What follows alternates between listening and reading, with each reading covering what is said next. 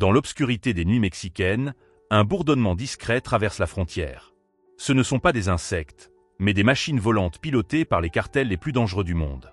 Ces drones, autrefois simples jouets d'enfants, sont devenus les armes secrètes d'une guerre invisible qui menace de s'étendre bien au-delà du Rio Grande. Imaginez un instant qu'un essaim de ces engins volants se dirige vers le plus puissant navire de guerre américain, un porte-avions nucléaire. Cette possibilité, aussi terrifiante soit-elle, n'appartient plus au domaine de la science-fiction. Elle pourrait redéfinir l'équilibre géopolitique mondial et transformer la façon dont l'Amérique conçoit sa sécurité nationale. Les cartels mexicains ont toujours excellé dans l'art de l'adaptation. Quand les murs se dressent, ils creusent des tunnels. Quand les patrouilles se renforcent, ils trouvent de nouveaux chemins. Aujourd'hui, ils ont choisi le ciel comme terrain de jeu. Ces organisations criminelles, disposant de budgets colossaux estimés à plusieurs milliards de dollars, investissent massivement dans une technologie accessible à tous. Un drone commercial coûte entre 5 cents et 2000 euros. Pour des cartels qui brassent des fortunes considérables, c'est une dépense dérisoire. Mais l'impact potentiel est phénoménal. Ces machines volantes, silencieuses et difficiles à détecter, peuvent transporter des charges explosives, espionner les forces de l'ordre et même mener des attaques coordonnées contre des cibles stratégiques. Le cartel de Jalisco Nueva Génération, connu sous le nom de CJNG, a franchi un cap inquiétant. Ils ont créé une unité spécialisée baptisée Oprador Drone Raw. Des pilotes de drones formés militairement pour larguer des explosifs avec une précision chirurgicale depuis des altitudes dépassant 100 mètres. Ces attaques ont déjà visé des postes de police et des convois rivaux au Mexique, démontrant une capacité opérationnelle redoutable. Mais voici où l'histoire devient vraiment préoccupante. Un rapport confidentiel du Centre d'opération de renseignement d'El Paso, daté de février 2025, révèle une escalade majeure. Les dirigeants de cartels auraient ordonné à leurs équipes d'équiper leurs drones d'explosifs pour cibler spécifiquement les agents frontaliers américains et les troupes militaires. Cette information, relayée par Fox News, marque un tournant décisif dans la stratégie criminelle. Les drones ne sont plus seulement des outils de contrebande ou d'espionnage. Ils sont devenus des bombes ailées, capables de frapper n'importe où, n'importe quand. Si les cartels osent s'attaquer aux forces terrestres américaines, qu'est-ce qui les empêcherait de viser des objectifs encore plus symboliques et stratégiques, comme les navires de guerre croisant au large des côtes? L'US Northern Command, responsable de la défense de l'Amérique du Nord, a envoyé un message clair au monde entier. Tout véhicule aérien sans pilote représentant une menace pour les bases, les forces ou les routes maritales vitales américaines fera l'objet d'une riposte impitoyable. Cette déclaration n'est pas un bluff. Nordcom cherche activement l'autorisation légale d'abattre les drones de cartel avant même qu'ils ne pénètrent l'espace aérien américain. Visualisez cette scène terrifiante. Un porte-avions américain navigue dans les eaux internationales, symbole ultime de la puissance militaire des États-Unis. Soudain, les radars détectent une formation de dizaines de petits objets volants approchant à grande vitesse. Ce ne sont pas des missiles conventionnels, mais un essaim de drones bon marché, chacun transportant quelques kilogrammes d'explosifs.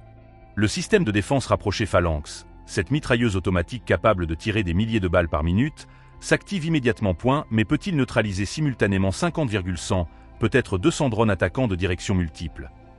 C'est exactement la stratégie que les cartels pourraient adopter, s'inspirant des tactiques d'essai utilisées avec succès en Ukraine. Gary Hale, ancien responsable de la Drug Enforcement Administration, lance un avertissement glaçant. Selon lui, si les États-Unis classent officiellement les cartels mexicains comme organisations terroristes étrangères, cela ouvrirait la voie à des frappes de drones américains sur le territoire mexicain.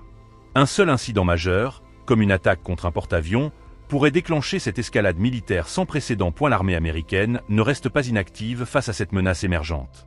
Elle déploie des systèmes mobiles anti-drones appelés CSUA dans 360 bases à travers le pays.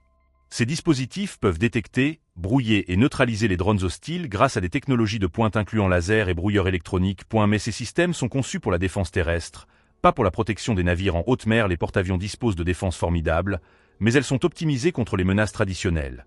Missiles balistiques, avions de chasse ennemis, torpilles. Face à un nuage de micro-drones, ces systèmes pourraient révéler leurs limites. Un seul drone n'infligerait que des dégâts mineurs à un navire de 100 000 tonnes, mais des centaines d'entre eux pourraient perturber les opérations, endommager les équipements sensibles ou même blesser l'équipage. Pour les cartels, l'objectif ne serait pas nécessairement de couler le navire.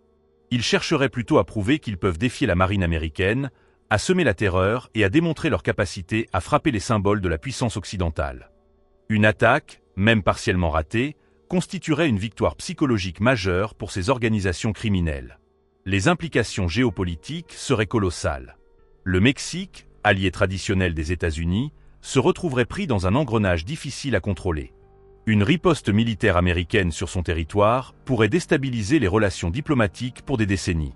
Mais face à une agression directe contre leurs forces armées, les États-Unis n'hésiteraient probablement pas à répliquer massivement. Cette menace force l'Amérique à repenser entièrement sa stratégie défensive.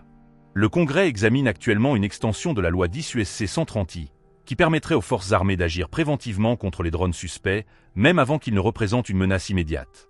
Cette approche proactive vise à intercepter les menaces avant qu'elles n'atteignent leurs objectifs. La course à l'armement technologique s'accélère des deux côtés.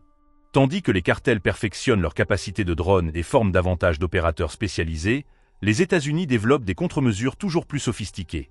L'issue de cette confrontation déterminera non seulement la sécurité des frontières, mais aussi l'avenir de la supériorité militaire américaine face à des acteurs non étatiques innovants et imprévisibles. Nous assistons à l'émergence d'une nouvelle forme de conflit asymétrique, où des organisations criminelles disposant de technologies civiles peuvent potentiellement défier les forces armées les plus puissantes du monde. Cette révolution silencieuse redéfinit les règles du jeu géostratégique et nous rappelle que dans notre monde interconnecté, les menaces peuvent surgir de sources totalement inattendues.